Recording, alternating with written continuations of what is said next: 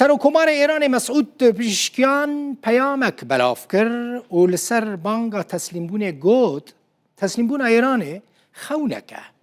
tu carî pêk nayê ji ber ku Donald Trump ji wan re gotibû êdî teslîm bibin bes e. Pizîşkiyan ji wan welatên cîran re cî got ku ew lêborînê dixwazin, efûya xwe dixwazin, dibêje dijmintiya Îranê bi wan re tune ye. Pizîşkiyan ragihand ku Encûmena Serkirdeyetiya Demkî ya Îranê biryar da ku êrişî welatên cîran neyê kirin eger ji wan welatan êriş neçin ser Îranê. Herwiha got hişyarî da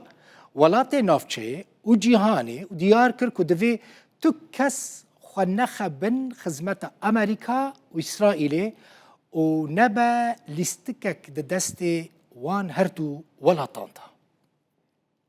حاضر از مردم بزرگوار کشورمون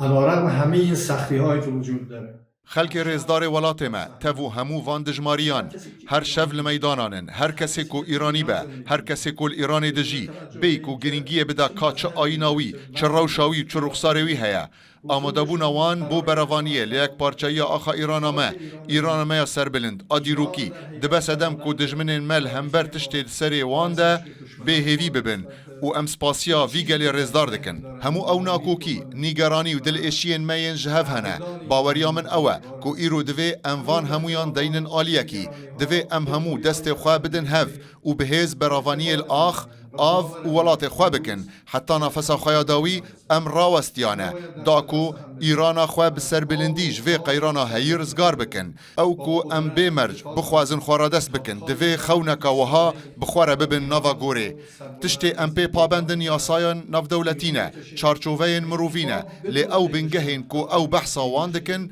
د بنگه خوده دوی پی پابند بن و مافی وانینه کو مافو امتیازین همو ولاتان و بگمان ایران ما لبر چاوان نگرن.